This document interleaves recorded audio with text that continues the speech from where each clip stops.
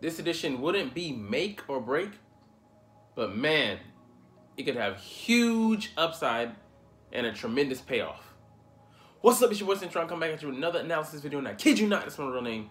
And man, we back looking at these fucking Philly Eagles. Today, the tight end position. We'll get to some other news later. But first, let's evaluate what we got.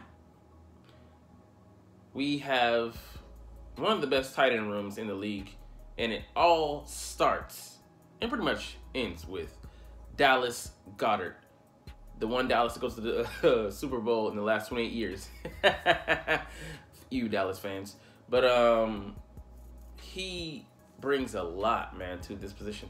He's a young cat, one of the top three in my belief, behind Travis Kelce, obviously number one, and then number two being the 49ers tight end. I'm forgetting his name. Crazy guy. But yeah, I mean, like, he's right on the cusp of breaking into that, you know, the top two. He got hurt this year, you know, that illegal face mask that brought him down, should have been flagged for it, and then, you know, he fumbled on top of that, you know, because of, you know, him having his shoulder basically broken on the way down to the ground. So it was insult to literally injury. And put him out for, you know, 4 or 5 games, maybe 5 to 6 weeks, and interfered with him not being able to make the Pro Bowl. That's just a dumb rule. If you're on injury reserve and you have the stats, you should be able to make the Pro Bowl and be able to be voted for. But, you know, one of those stupid, silly rules. And he ended up finishing the year with, I think, 55 catches, 702 yards, and 3 TDs. But, you know, a very solid season. And, you know, very pivotal piece in the playoffs as well. I think he had, you know, 100-something yards and, you know, 2 crucial catches in the Super Bowl. You know, unfortunately lost, but, you know, that is what it is. Still arguing idiots over that. It is what it is. But, man, one of the best tight ends, and I believe he's better than Ertz, you know. Measurables, as well as production, I believe he'll go down as one of the best, if not the best, Eagles tight end we ever had. And, you know, just him being so young as well just makes it amazing. And he's a dual threat. He can run, he can catch, he can block, pass pro. So, I mean, like, he's a complete tight end. And, you know, with him in the offense and at our disposal, man, he's too fast for linebackers, and has, you know, size on him as well. He's like 6'6", and he's too big for, you know, for corners and safeties. So it's like, pick your poison. You know, which way you want to play him. The guy is either too slow and too small, or he can keep up, but he's gonna get out physicaled and not, you know, not gonna be able to compete with his catch radius and his jumping potential. So, I mean, it's just such a win for us having him on the field, and then with the other weapons combined, just immaculate. So, I mean, stay or go. This is, I mean, do I even need to say it? I mean, I will say it, stay, but it's like I'm talking to a dog that's, you know, automatically in tune with their owner. Of course, it's gonna be a stay. But after him, you know, like, of course, there's a noticeable drop off, but the Eagles still got it done with, you know, the weapons in our offense. We could, you know, afford to have him missing for weeks on end. And not that we didn't miss a beat, but we, you know, just hit up our other weapons. Like, okay, I need y'all to fill in. Cool. And I mean, it's not that they were filling in nonetheless, but just like making up for, you know, the loss of production and the threat that we had there. So Dallas just essential without him being Texas. But yeah, just man, a dream tight end. Like, if you wanted, I couldn't have a better scenario dreamed up than him following Ertz. You know, that's why we felt so comfortable shipping him out and elevating him to starter status. But behind him, Jack Stoll, tight end, number 2 tight end. He's more of a blocker than a receiver, but he can catch the ball. But he only had 11 receptions for like 123 yards and no TDs. So it shows you that, you know, like, his job when he comes in, he's a, you know, inline blocker, and he can run routes. You know, like, not so much, like I said, not so much of a threat, but enough of a threat is there that, you know, they forget about him and he can leak out the backfield. And leak out the formation. A lot of fakes and things you can build up off of that. Not the ideal tight end. You want a two-way guy, but for what we need, definitely suitable. Our third guy, Grant Calcaterra, had 5 receptions for 81 yards and I think a TD, and he was more of the receiver guy and not so hard on the not so good on the blocking stage. We'll see if both these guys can get better. If Stoll can be a better receiver, and if Calcaterra can be a better blocker, more of the number 2 that we would be ideally be looking for. If we can get a true double threat behind Goddard and run 2 tight end sets with our twin wide receivers and whoever's there in the backfield, man, I mean it'll give so much versatility, and you can do so many things out of the double tight end formation. I mean, run plays that look similar. Just it'll give you so much synchronism with being able to fool the defense. Hey, we're gonna run here. We're gonna pass. We're gonna fake. We're going to play action. I mean, just the combinations are limitless. Run pulls, draws. Pull draws, but yeah, not in that aspect. But yeah, Calcaterra definitely not a bad option. He's a speedy guy as well. Has some wheels, but like I said, I want that complete tight end. And then we have Tyreek Jackson, who is the potential, the salivating. To get off the bus and you're like, oh man, he's like 6'6", 6'7", maybe 240 plus. So he's dripping with potential.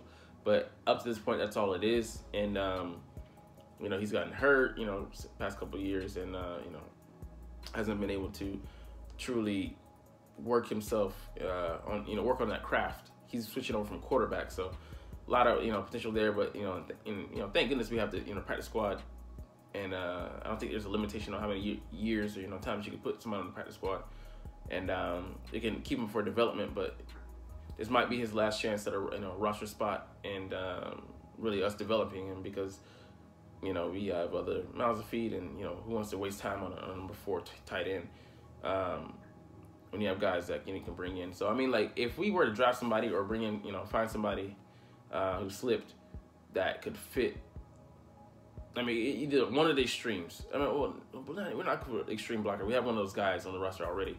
A guy that is just an amazing A+ athlete. He's basically a receiver. At tight end.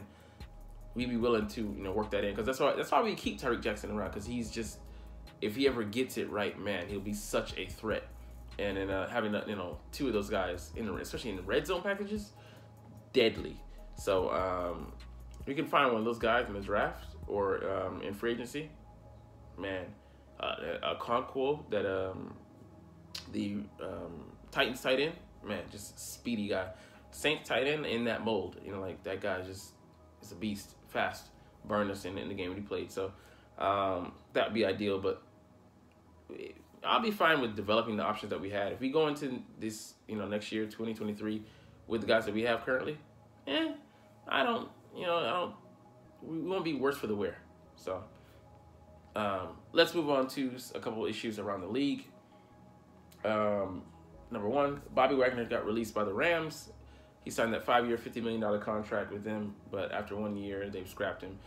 I mean, definitely didn't play bad. He started all 17 games, had 140 tackles, some other impact plays. He hit his career high with 6 sacks, so I mean, definitely he can still play. And could the Eagles bring him in?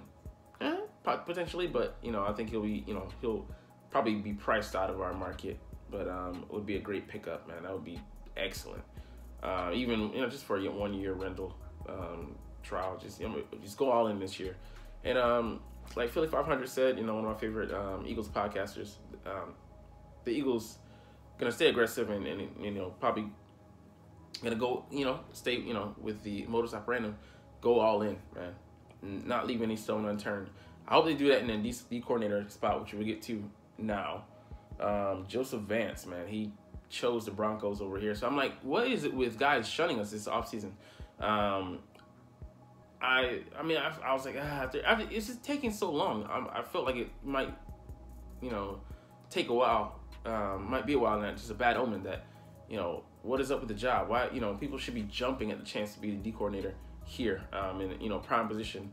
What is it about us that's keeping them away? Is it not being able to have freedom in certain aspects of calling or whatever? Because I'm like, this Vance, I saw him as a perfect fit for us. Not the ideal, not the number one guy I wanted. I want Rex Ryan, but I know that we will never bring in Rex Ryan, which is just sad to say. But we need a veteran D coordinator, man. One of these kids coming out of the college ranks, I mean, I call them kids. They could be in their 30s, whatever, but if they're fresh into the NFL, it's taking a risk and taking a gamble. Why would you do that when you came so close and the only fucking reason that you didn't win the Super Bowl was because of fucking defense? And not because of talent, because of the person, chiefly, who was coordinating it. One Jonathan Gannon, who took the head coaching job in Arizona. Why gamble? Why play Russian roulette with your team's chances at winning Super Bowl? I don't get it. Hey, but I always say this: you get what you pay for. If that's what you want to do and gamble and risk our chances, our ring, our potential to gain a ring on that, I'm not gonna be mad at it when it blows up in your face, or when you have a letdown, or you have mistakes pile up, and you don't have someone that can get what you need, pressure on the quarterback, and do it in a disguised fashion. So I mean, we'll see. Like Schumann, we're looking at the Georgia D coordinator / he was like pass coordinator, co-defensive coordinator, responsible more for the pass side. Looking at him, they had a great record, all that stuff, but he's coming out of college. I'm gonna need to see a genius coming out, out of the ranks to bring them in. We also had former NFL safety Jim Leonard, the former defensive coordinator for the Wisconsin Badgers, back out of this search. So he's having hip surgery, so wants to heal up, take a year off. I'm like, okay, cool. You could call the games from a booth or whatever. I don't care, but I think he probably would have been my number 2 choice behind Vance, because just because his resume, even over the Georgia defensive coordinator, I just don't know that much about them, as well as the D coordinator coming out of Michigan, Mike Minter. I want someone who's a veteran, who knows what they're doing, who has a resume with a proven track record of some sort, or at least incremental improvements on their resume. But I'm not in that department. I'm just a fan, So hey, we'll see who they bring in. But let's get to the HBCU Legacy Bowl. So historically black colleges, colleges and universities have been historically shafted by the NFL, just not having getting the attention that they deserve, and it made kind of like a sideshow, and we'll pay homage to you maybe in some respects, but recent years has gotten somewhat better, and them having this bowl is bringing a spotlight to these kids and these universities that have talent, man. You've had several Super Bowl champions and players that have had long and lengthy careers and proven themselves to be just as competent as their peers in the Big Ten conferences, big Power 5 conferences, and whatever. So let's look at some of the guys. Chiefly one Xavier Smith out of Florida A&M, FAMU, right across from Florida State. I'm doing that, but I should be doing that Rattler strike. But he ran a sub 4.4 on his 2 40-yard dashes, 4.38 and 4.39, or in that range for both of them. And man, he could fly. Smaller kid, 5'10", 5'9", maybe they really say in person, and 170 pounds, so like a Deshaun Jackson type, but he showed he can catch a ball. Had 2 1,000-yard seasons in college, and led the team in receptions and yards in his freshman year. So a guy who deserves some respect, man. And he has some talent, so I like that, man. Steve Smith will giving a breakdown, but we'll highlight some other guys who deserve some recognition as well. The John Nugget Warren, cornerback out of Jackson State, so them boys, he kind of play there. 6 foot, 180 pounds. He's his size. He, went toe to toe with Smith this past week. And yeah, he's interviewed with roughly half of the league, so good on him. Andrew Farmer, Lane College, DN, 6'4", 260, passes the eye test, and yeah, he just was dominant. So I mean, like, some of these guys, I'm like, Eagles, man. Looking at some of these dudes, I'd love for us to bring them in, like, you know, as a late draft round pick, late draft pick.